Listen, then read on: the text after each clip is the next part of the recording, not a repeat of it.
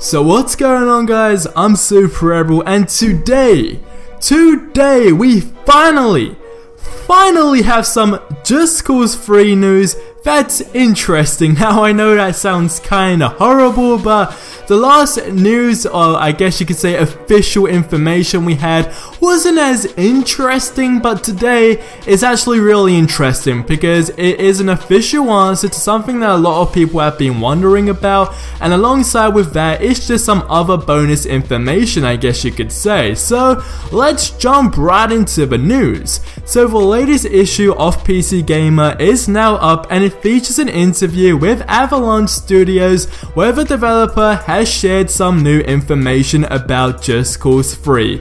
So the starting region for players is heavily dense with towns, outposts, military bases, challenges, side activities, and random events. Yep, that was quite a lot of stuff I just said, and all of this stuff is gonna be happening instantly once you jump into the world of Just Cause 3. Now, as for what kind of random events will be taking place on the island of Midesi, the developer didn't unfortunately mention. So I guess we can still be kinda creative and just come up with crazy ideas on what it could possibly be. Maybe you're driving down the road and you see some guy getting dragged by some gang.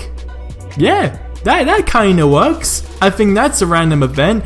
Kinda like in games like GTA 5. I mean, you're driving down the street and you see a woman getting raped pretty much, but just cutting out the rape part for now because I don't really think that would fit into Just Cause 3. But a random event like just seeing somebody getting dragged around, it kind of works. Like, it's realistic, I guess, because who doesn't see people getting dragged around when you're driving on the streets?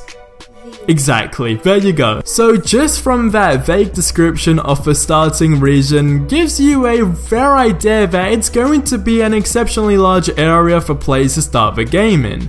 Now, the game director Roland Lestelin also revealed that to the north of the map is a lot of open space, and by the time players reach there, they are definitely going to be using jets. So just from that last part, it kind of also gives you a rough idea that this map is going to be freaking huge, and this time it will actually feel huge because although the map was insanely big in Just Cause 2, it didn't really feel that big just because it was kind of empty. But as Roland Leslie said, by the time we go to the north of the map, we're going to be using jets, so I have a feeling it's gonna feel like it takes forever to get there.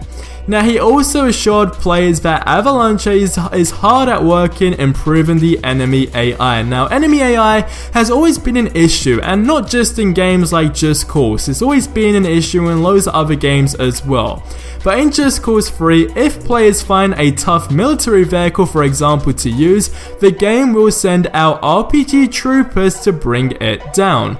And if you bring a military chopper inside an enemy base, again it will trigger anti-air guns and heavy enemies. Now, he said this makes attacking bases more fun, and maybe you'll wingsuit into a base and use your guns, then grapple up to enemy helicopters and suddenly you are in an air battle. The more varied the game is, the more fun it is. So, that was the new information we had Just Cause 3. I personally thought it was really interesting and awesome at the same time.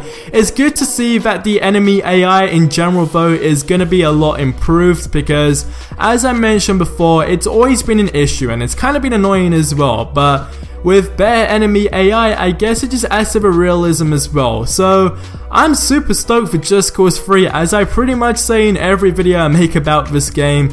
We have E3 just around the corner. I am literally praying that we do see our first glimpse of some gameplay. That would be awesome. But anyway, if you enjoyed the video, you guys know what to do, and subscribe if you guys haven't already, and I'll catch you in the next video. But till then, adios amigos.